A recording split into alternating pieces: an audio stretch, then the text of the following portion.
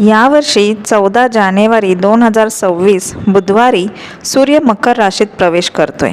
चला पाहूया या वर्षीची संक्रांती कशी आहे। संक्रांती देवीचे वाहन वाघ असून उपवाहन घोडा आहे। तिने पिवळे वस्त्र परिधान केले असून तिच्या हातात गदा आहे। केशराचा टिळा तिने लावलाय।